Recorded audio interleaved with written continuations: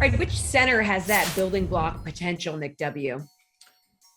Ton of options on the slate here. So you can go in probably 5, 6, 7 directions if you want to pay up. My favorite is probably Embiid. He's at 12,000 against that Hawks team that we just mentioned is pretty shorthanded, doesn't have Clint Capella. John Collins is kind of like their only regular guy that you can rely on. Bogdanovich still a little banged up, although he did play last night.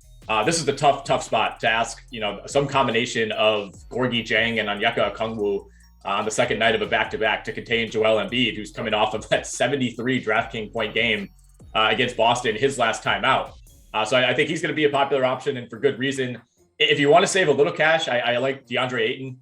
If you want to go down to 8,300, gets a good matchup against OKC. Not a lot to like about any of the options at center for the Thunder. Ayton certainly does not have the 70 DraftKings point upside that a player like Embiid does, but he's just been so consistent this season. Essentially 35 to 45 DraftKings points every single night. So if you kind of want to fade some of those top end centers, save a little money, maybe pay up at guard, pay up at forward, I think Ayton is the direction you should look. All right, Nick F., which direction are you looking in? Look, I know every night Nikola Jokic is playing, you got to look at him, and he does have a favorable matchup against the Hornets tonight. And second most DK fantasy points allowed to centers this season. And coming off an off game for him, 29 DK fantasy points last night? Obviously not a great game, but when we've seen him post, sub 20 points, he usually bounces back pretty strong. That said, I am with Nick W on this one. I still think Joel Embiid is the guy to go with tonight. Atlanta's allowed the 6th most fantasy points to opposing centers this season. And, again, they're running ragged. They're struggling from a numbers standpoint. You don't have Clint Capella. You just got to rely on John Collins and some other guys who I just don't expect to do anything on that end of the floor against Embiid. And all around, they're not a defensively efficient team. So Embiid, I think, he runs the risk of being chalky. Jokic might help you out on that end a little bit, but I think Embiid's a guy you got to have tonight. All right, Garion, which center has that building block potential?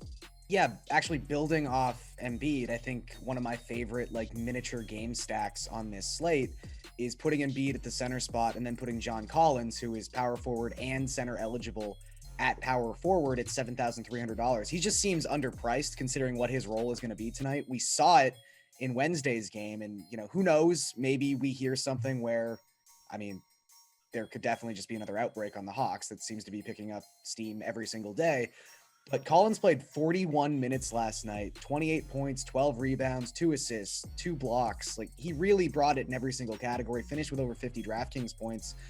If he sees anything close to that type of role again, which he probably will because they're just running out of players, I think the situation where Embiid hits his ceiling, he's going to need a somewhat negative game script or neutral game script, I should say. And in that scenario, it's probably John Collins who's just pulling the Hawks with his point potential to a 6 or 7 point loss. So I think both these guys complement each other's ceilings pretty well.